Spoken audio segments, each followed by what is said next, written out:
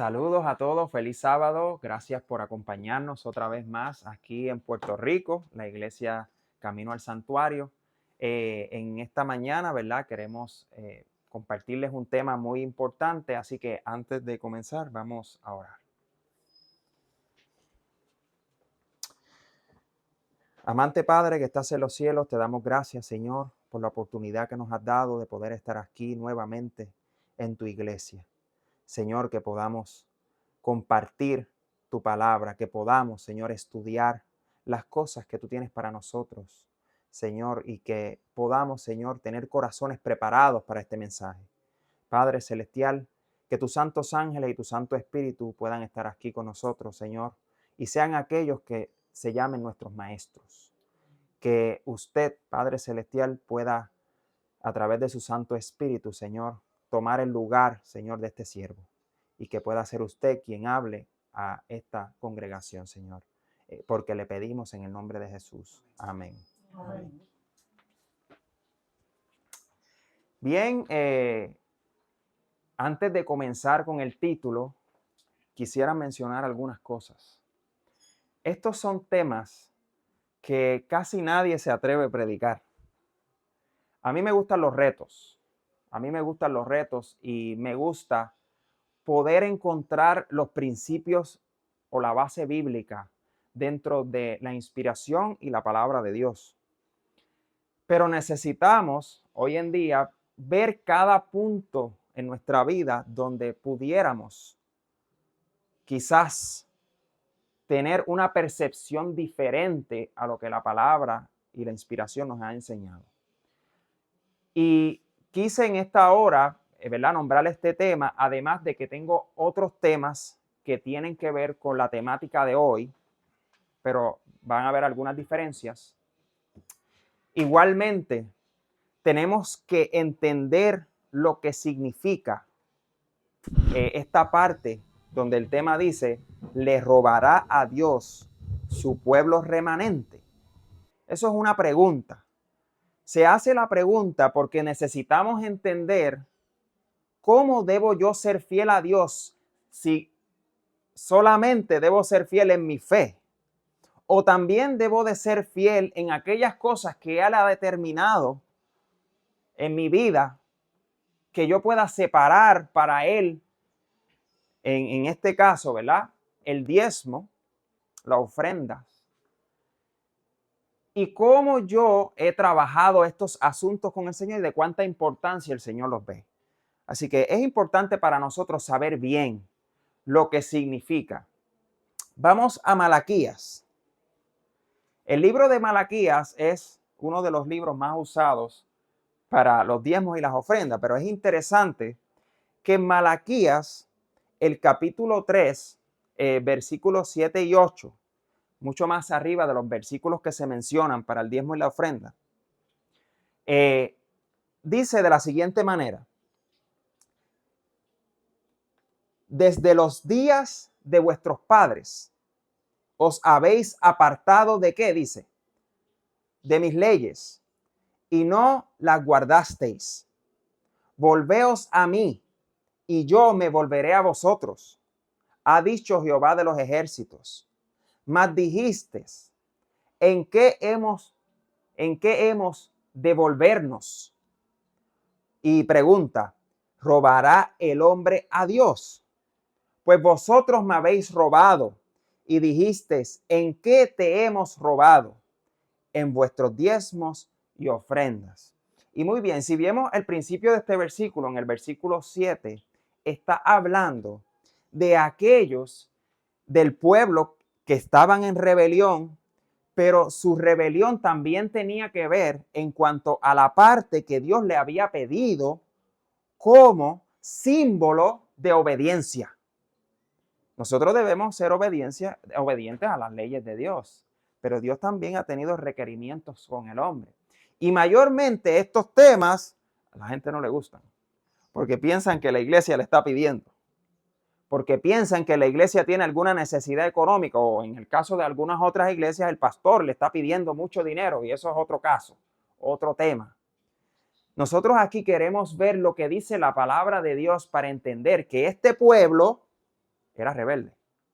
Y que este pueblo había violado la ley de Dios y ellos preguntan ¿en qué hemos violado la ley de Dios? Y Dios le está diciendo ahí que la habéis robado en los diezmos y las ofrendas. Así que vincula la parte que debo de separar a Dios con las leyes de Dios o la violación de las leyes de Dios. Así que debe ser importante para nosotros, el pueblo que guarda los mandamientos de Dios. En Hechos hay una historia que muchos saben. En el Hechos capítulo 5, versículo 1 en adelante, vamos a ir mencionando algunos de los versículos y esta historia. Y vamos a ver la inspiración, lo que dice de esos versículos. Para poder entender bien lo que quería decir esa historia. Y dice, capítulo 5:1, dice, pero cierto hombre llamado Ananías, con Zafira, su mujer, vendió una heredad y sustrajo del precio, sabiéndolo, y es la palabra clave, sabiéndolo también su mujer, y trayendo solo que una parte, la puso a los pies de los apóstoles. Y vemos bien esta historia y vamos a ver en la inspiración, en testimonios selectos, qué quiere decir de esta historia, y hay partes importantes que debemos tomar para nosotros, para el aprendizaje personal. Y dice, este capítulo 54 de Testimonios Selectos, tomo 3, página 332. Y el titular dice, carácter sagrado ¿de qué? De los votos. Así, ¿de qué votos está hablando? ¿De qué votos? De votos bautismales, de los votos que hacemos delante de Dios cuando entramos a la fe. Cuando aceptamos y prometemos, porque levantamos la mano, ¿sí o no? Y tenemos la Biblia en la otra mano, ¿sí o no? ¿A quién le estamos jurando? A Dios ante los votos.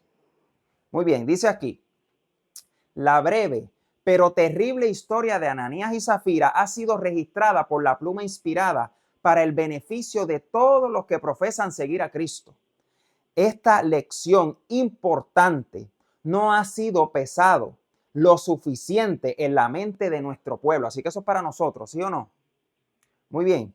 Será provechoso para todos considerar reflexivamente la naturaleza de la grave ofensa de la cual fueron hechos un ejemplo aquellos culpables.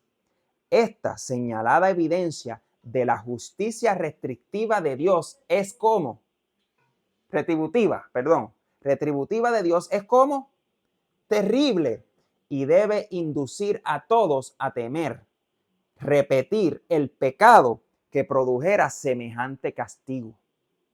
El egoísmo era el gran pecado que había torcido ¿qué? ¿Y por qué marqué en rojo esa parte?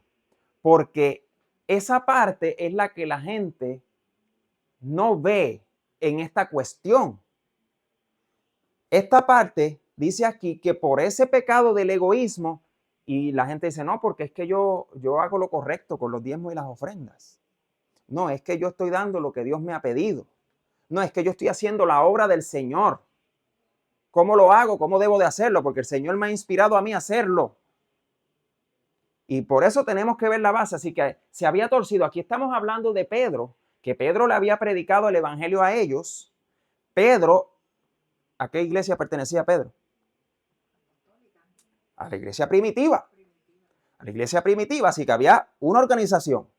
Había una iglesia organizada. Tenía sus miembros, tenía su líder. Y ese líder le había predicado a estas personas que están aquí. Y ellos habían prometido a Dios, tenían unas tierras y le habían prometido a Dios que le iban a dar el completo de esas tierras.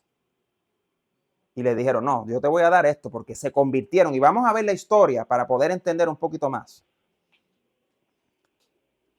Dice, la influencia enternecedora de la gracia de Dios los indujo en su corazón a renunciar a su egoísta posesión de bienes terrenales. Así que eran personas que tenían dinero, tenían tierras, tenían posesiones.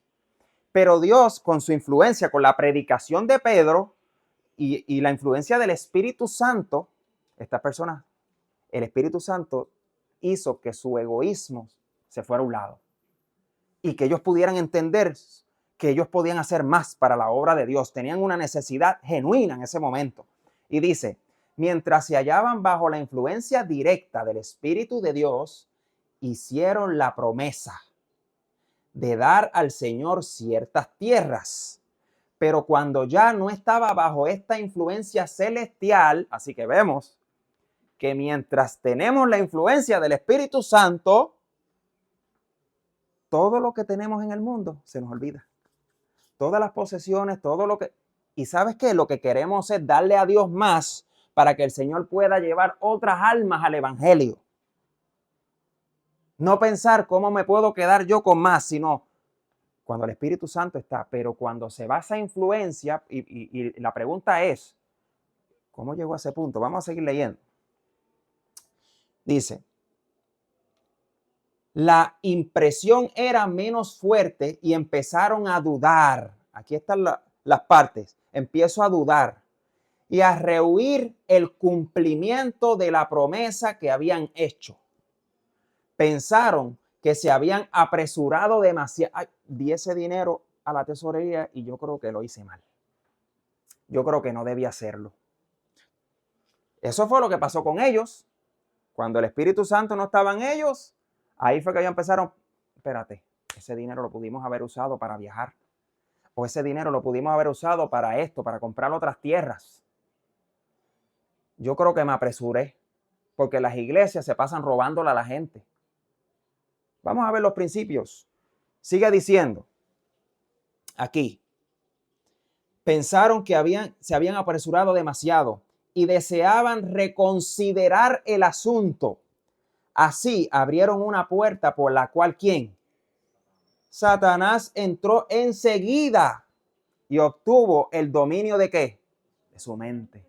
Así que vemos que las posesiones terrenales son cosas que van en contra a veces de la salvación de los hombres. Porque el obtener posesiones personales le dice a una persona que tiene poder, que tiene algo. Pero nosotros no se supone que somos peregrinos. Se supone que somos peregrinos, ¿sí o no? Entonces, Cristo hizo morada en el cielo y nosotros lo sabemos. Pero aún así, queremos seguir viviendo aquí. Queremos tener cosas de más, porque el detalle de esta historia no era que ellos estaban ofreciendo su casa. Ellos tenían su casa, pero ellos tenían cosas adicionales. Tenían tierras, tenían otras cosas adicionales y ellos ofrecieron eso a Dios. Le prometieron a Dios. Y este capítulo está hablando de los votos. Acuérdense de eso. Los votos.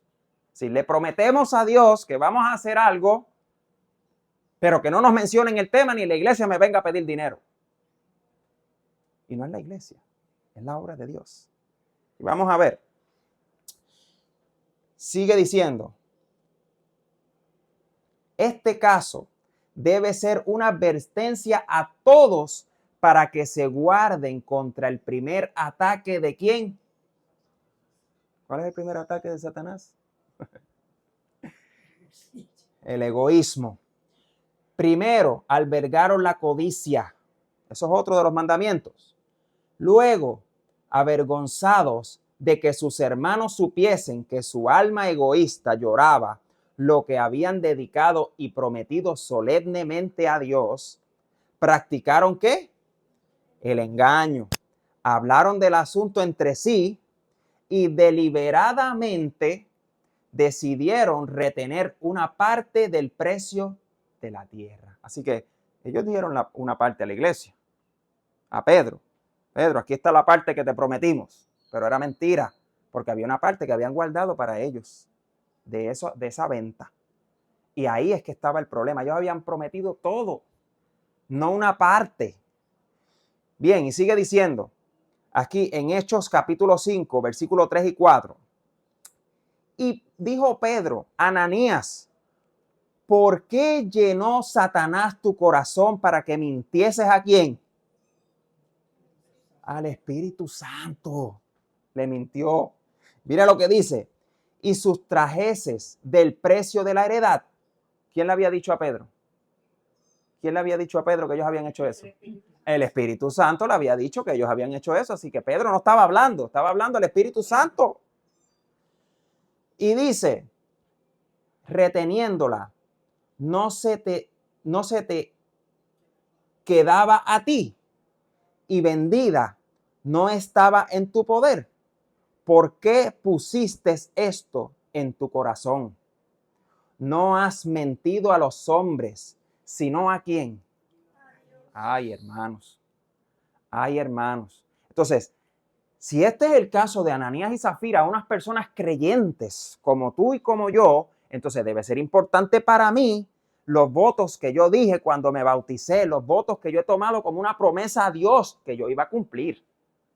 Debe ser importante hasta para mi salvación, porque vimos a Malaquías al principio del capítulo 3, que dice, porque ustedes han violado la ley de Dios.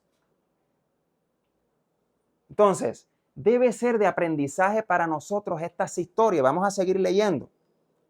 Dice aquí, era necesario un ejemplo especial para guardar a la joven iglesia contra la desmoralización, porque su número aumentaba rápidamente. Y sabemos que en esa predicación, la iglesia empezó a crecer exorbitantemente, así que era necesario que esas personas le dieran a Dios lo que le prometieron para seguir haciendo iglesias. Ese es el punto.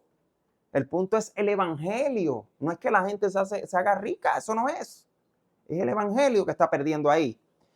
Y dice, así que fue dada una advertencia a todos los que profesaban a Cristo en aquel entonces y a todos los que más tarde habían de profesar su nombre, respecto de Dios, de que Dios requiere fidelidad en el cumplimiento de, ¿qué dice?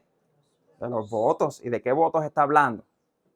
¿Que acepto a Cristo como mi Salvador personal solamente? No, son todos los votos, y uno de esos votos es que le voy a devolver a Dios lo que Él me ha pedido, no lo que yo creo, lo que Él me ha pedido. Y no es, vuelvo y repito, por eso es que a casi nadie le gusta predicar esto. Y yo los entiendo, porque parece ser que la iglesia quiere pedir, pero eso no es lo correcto. La iglesia necesita de su fidelidad para poder llevar a otros a Cristo. Entonces la gente dice, yo quiero llevar más personas a Cristo.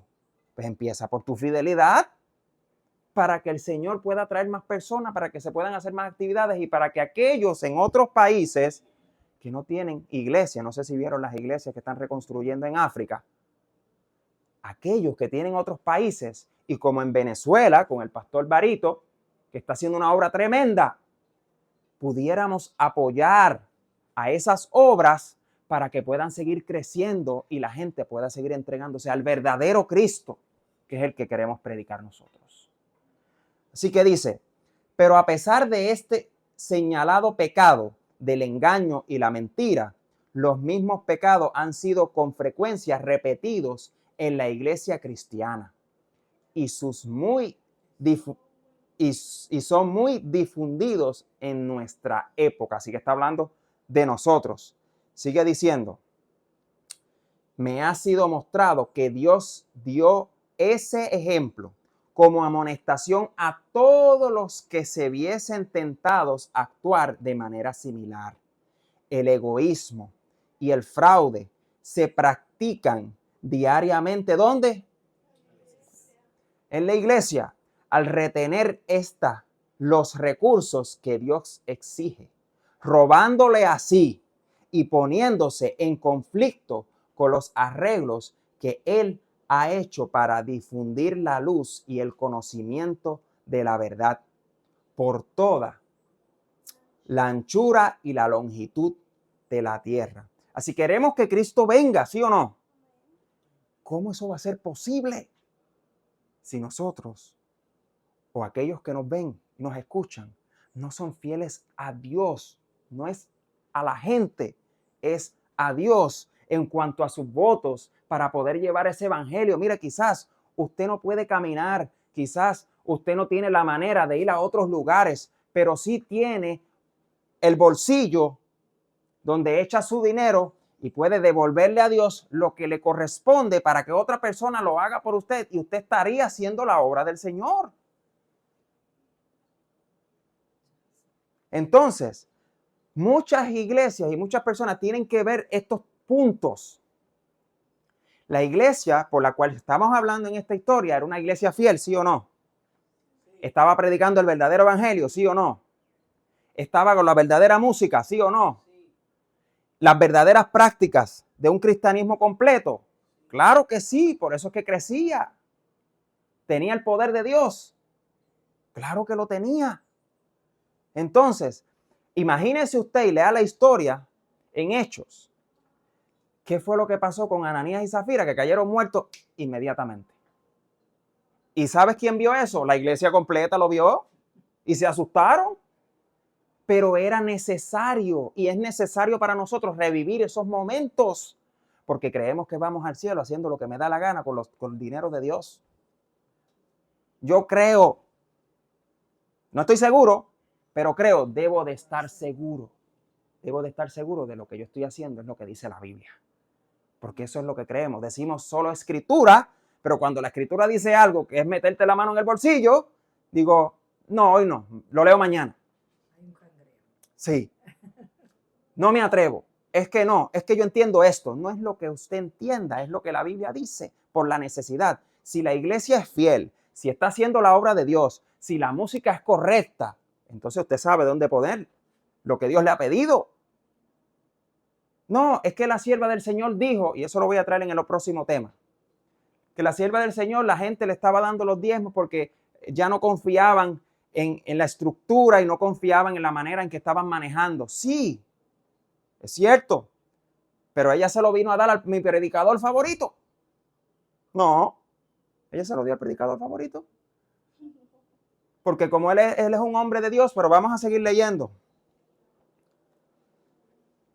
Malaquías capítulo 3, 9 y 10 dice, malditos sois con maldición, porque vosotros, la nación toda, me habéis robado.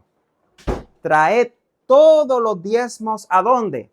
Al alfolí, y haya alimento en mi casa, y probadme ahora en esto, dice Jehová de los ejércitos. Si no, os abriré las ventanas de los cielos y derramaré sobre vosotros bendición hasta que sobreabunde. Y esos versículos todos los sábados los leen las iglesias. Todos. Pero ¿sabes qué? No nos hemos detenido en la historia por la cual Dios dijo eso. Primero dijo, estás violando las leyes de Dios, me estás robando. ¿Cuál era la necesidad de Dios de que su pueblo le devolviera? ¿Cuál era la necesidad de Dios? Fidelidad. Fidelidad. La gente cree que es porque Dios no necesita dinero, Dios necesita fieles. Y eso era lo que no había.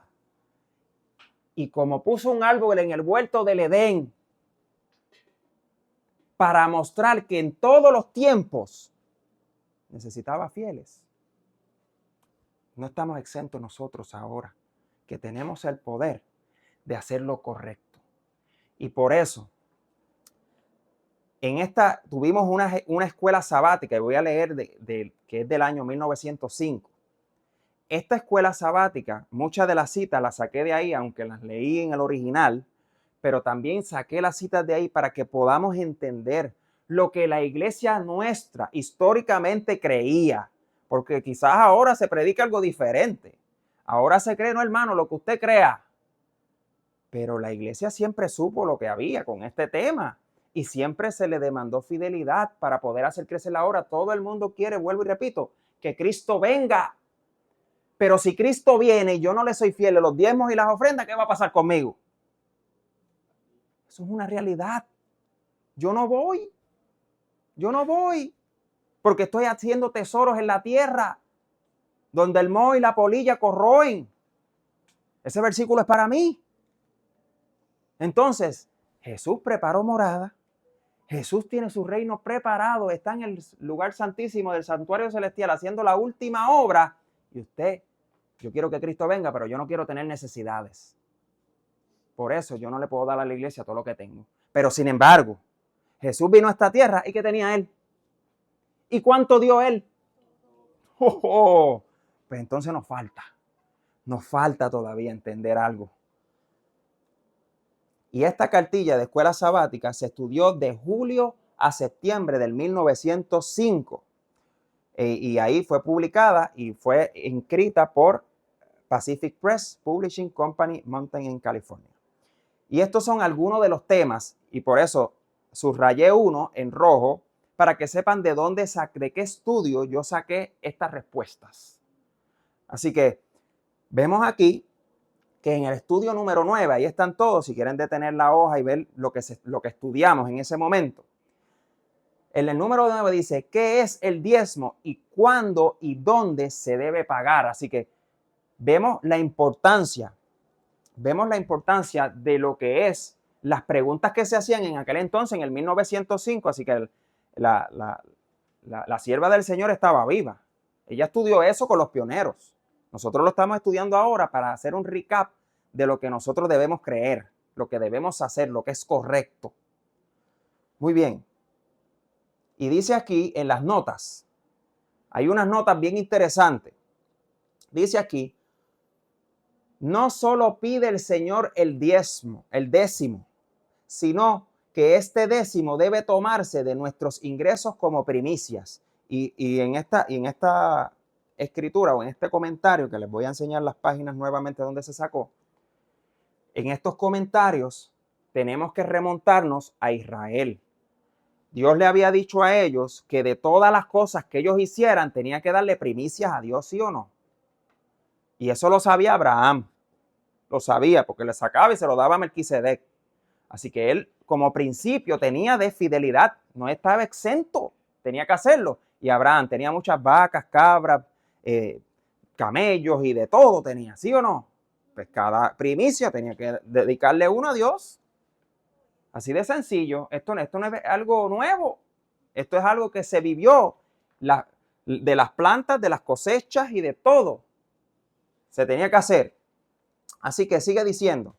Pocas personas que no llevan una estricta cuenta de todo lo que reciben saben cuánto han tenido durante el año.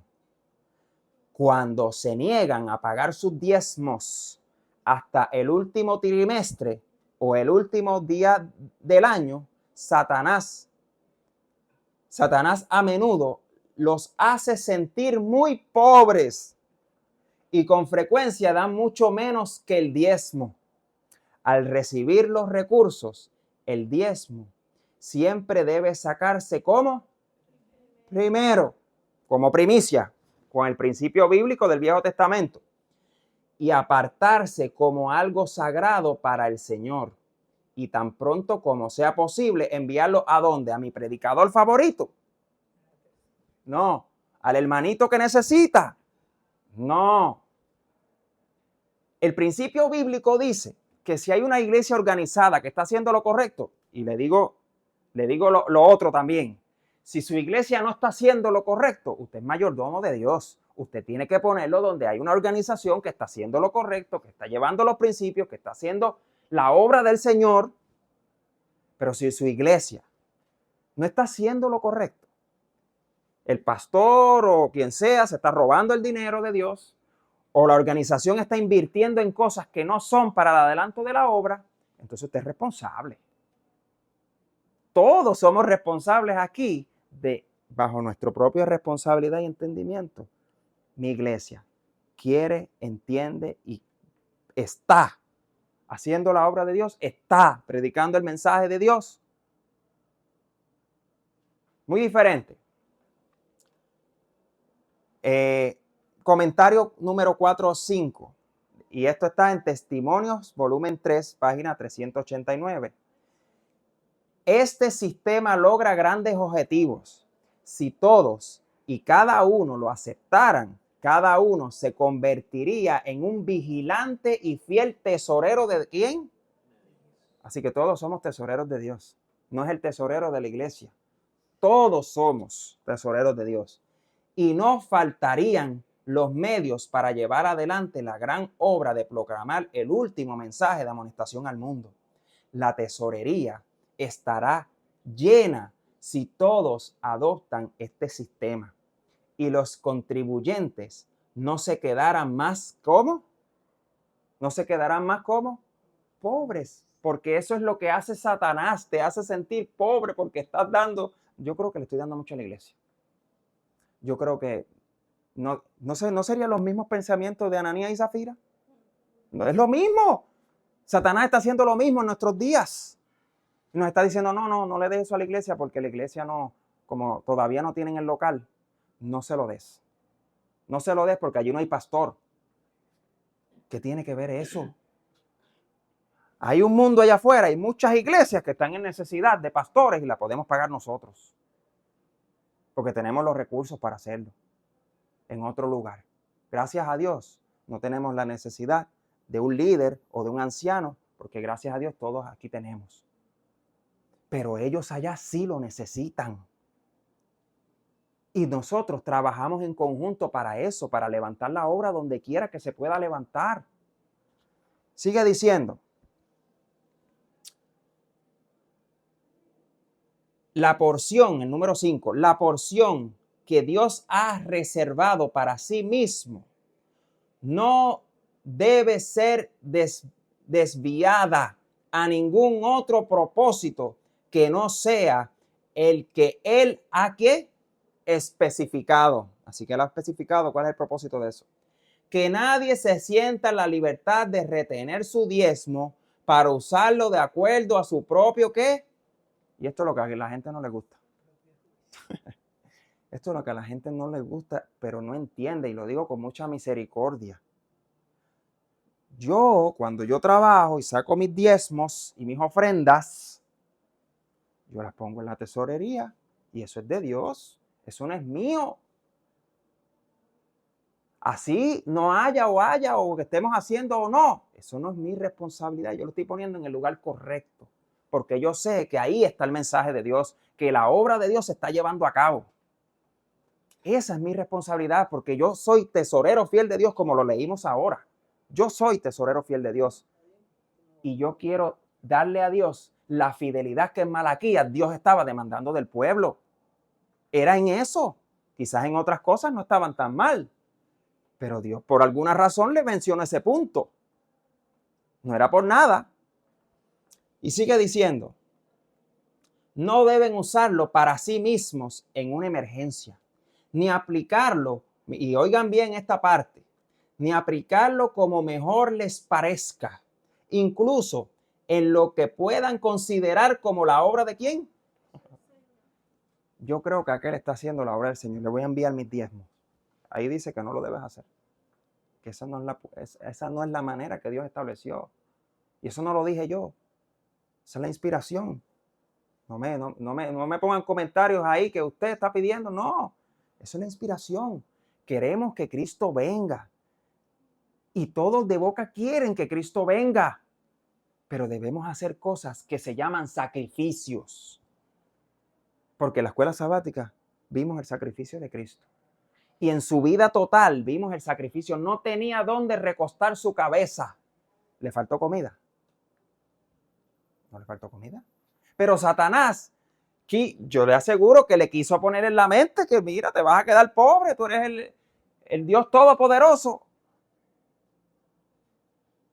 Pero él dijo, no.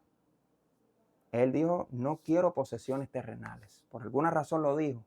Porque hay un Dios y ese Dios va a caer encima sobre aquellos que no hayan vendido antes de que se acabe la gracia. ¿Habían escuchado esa cita antes? Porque mucha gente la menciona, mira, tú tienes una casa, se te va a caer. No, posesiones como ellos. Miramos la historia, tienen terrenos de más, tienen otras casas y tienen muchas cosas que pueden ofrecer al Señor, pero no lo quieren hacer porque quieren seguir en su vida terrenal. ¿Queremos que Cristo venga, sí o no? Por sus frutos los conoceréis. Así dice la Biblia, ¿o no? Muy bien. Estos otros comentarios están en el estudio número 10 y titula El espíritu de sacrificio es una parte ¿cómo? Así que eso lo estudiamos.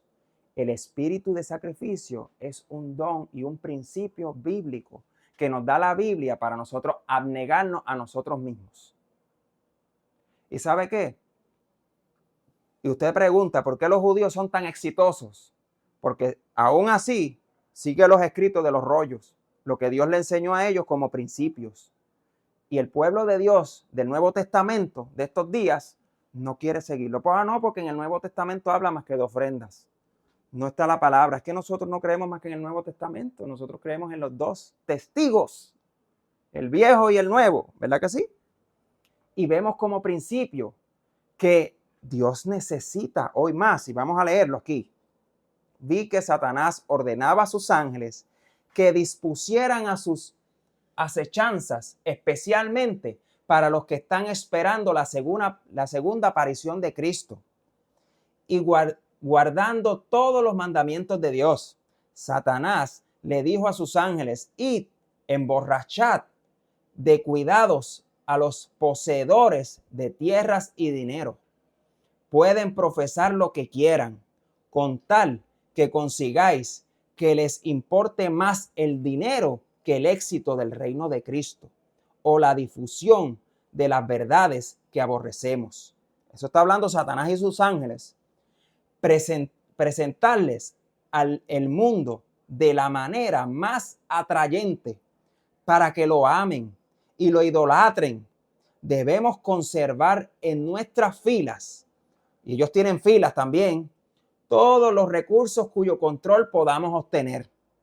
Cuanto más sean los recursos que los seguidores de Cristo dediquen a su servicio, tanto más perjudicarán a nuestro reino, quitándonos súbditos. Así que Satanás está diciendo ahí, si le quitamos el dinero y el deseo de invertir en el Señor, si le quitamos ese deseo a ellos, pues imagínense, ya los tenemos. Y sigue diciendo, cuando ellos convocan reuniones en diferentes lugares, oigan bien lo que está diciendo, estamos en peligro. ¿Quién dijo eso? El enemigo. Cuando llamamos a reuniones espirituales para invitar personas, estamos en peligro.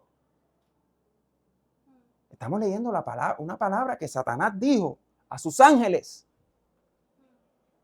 ¿Entendemos la responsabilidad que tenemos? Me duele que me digan, dale al Señor lo que Dios te ha pedido. ¿Por qué me duele? No me debe de doler, me debe de dar gozo, porque yo quiero que Cristo venga y esto se acabe. Sigue diciendo, sed vigilantes, por lo tanto, si os es posible, provocad disturbios y confusión, destruid el amor que los miembros tengan uno por el otro. Oigan bien lo que está diciendo, desalentad a sus ministros, porque los aborrecemos. Presentad toda excusa plausible a los que tienen recursos, no sea que ellos los entreguen. Ejerced, si podéis, el control de los asuntos monetarios y procurad que sus ministros sean angustiados por la escasez. Oigan bien, esto debilitará su valor y su celo. Pelead por cada pulgada de terreno. Haced que la codicia y el amor de los tesoros terrenales sean los rasgos sobresalientes de su carácter. Cuando estos rasgos los dominan, la salvación y la gracia pierden importancia. Rodeadlos de toda clase de atracciones y serán nuestros, dice, y no solo nos los aseguraremos, sino que su odiosa influencia no será ejercida para conducir a otros al cielo. Cuando algunos intenten dar, poned en ellos una disposición mezquina para que lo que den sea como Primeros Escritos, página 266. Así que no dude de buscar esas palabras. Porque la sierva del Señor escuchó a Satanás decir esas cosas. Y esas son las cosas más importantes para el hombre de hoy. Guardar mis finanzas, guardar mi dinero, que yo no puedo, que... Hermanos queridos, nosotros sin Cristo no podemos hacer nada. Aún no tengamos dinero. ¿Qué estamos esperando? ¿La próxima pandemia? Para no poder ayudar a nadie. ¿Qué estamos esperando? Que venga la crisis económica, cuando la iglesia no puede ayudar porque no tiene dinero, los miembros se quedan sin dinero. Eso estamos esperando. ¿Cómo se va a predicar el evangelio? Porque la gente va a ir caminando casa por casa cuando venga la ley dominical. Entonces, si nos preocupamos más por el carro, por aquellas cosas no se preocupe. Que si usted es de aquellos que no va a comprar ni vender, entonces el dinero no va a ser un problema en ese momento. Pero está siendo un problema ahora en su vida. No lo deja crecer en la fe que Dios quiere darle. Y lo está ahogando en la perdición, porque Satanás acaba de mencionar ahí todas las cosas que pasan en el mundo actual. Y todas las cosas que le están pasando a los miembros de la iglesia. Así que hago una pregunta. ¿Cuánto diezmo pidió Dios? ¡Wow!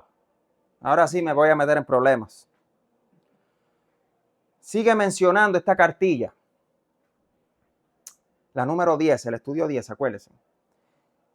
Número 4 dice, a fin de fomentar las reuniones del pueblo para los servicios religiosos y también para suplir las necesidades de los pobres, se les pedía a Israel un segundo diezmo de todas sus ganancias.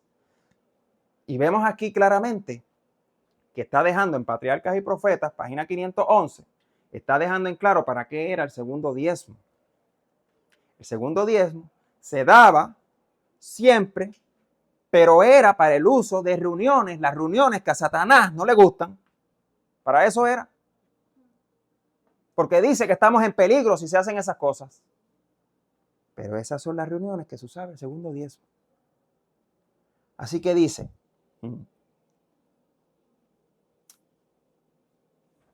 la consagración a Dios de un diezmo de todos los ingresos, ya sea el huerto, del campo, de cosecha, de los rebaños y vacas, y del trabajo del cerebro o de la mano, la devoción de un segundo diezmo para el alivio de los pobres y otros usos benévolos, tendía a mantener fresca ante la gente la verdad de que Dios es dueño de todo y de su oportunidad de ser canales de sus bendiciones.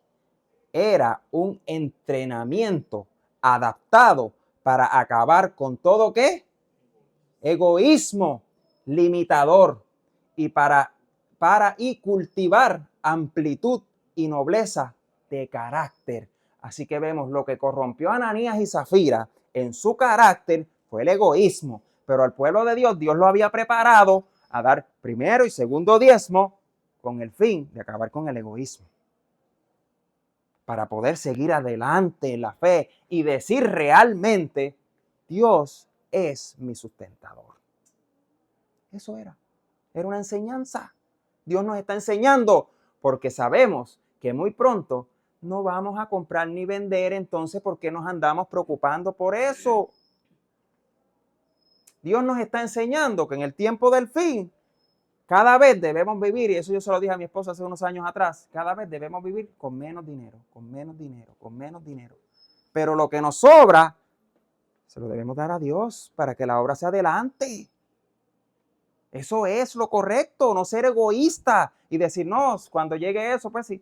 ¿Sabe qué? Yo no sé si usted lo ve como yo lo veo, pero que Dios no me coja a mí con 30,000 pesos en el banco cuando Cristo venga.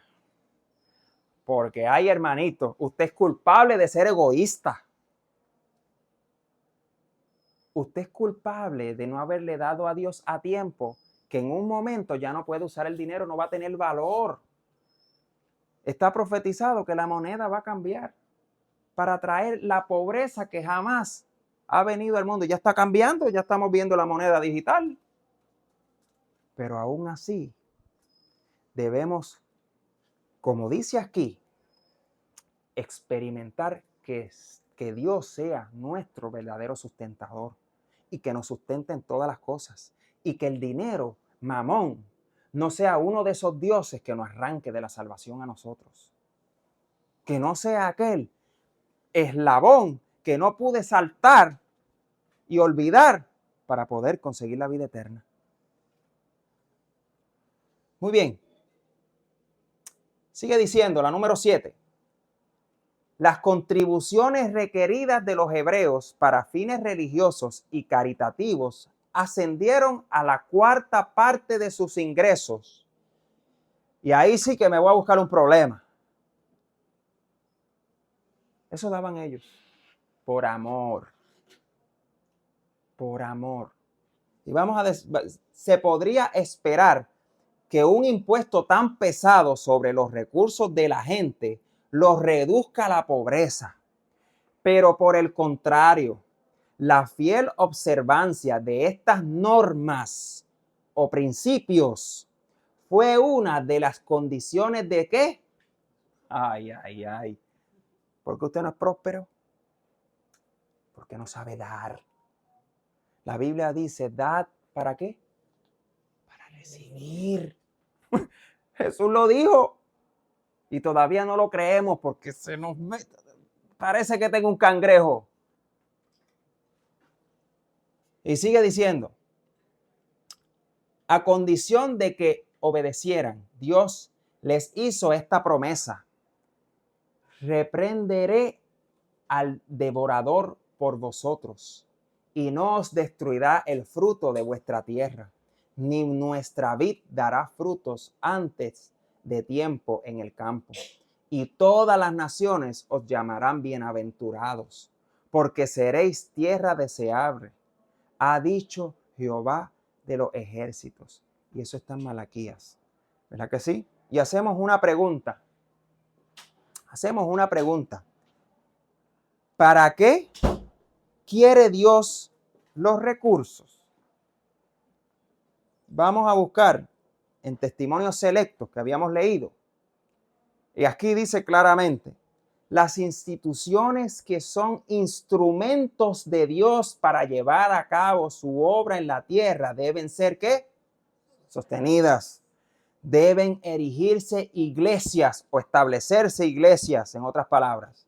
Establecerse escuelas y proporcionarse a las casas editoras las cosas necesarias para hacer una gran obra en la publicación de la verdad que ha de ser proclamada a todas partes del mundo.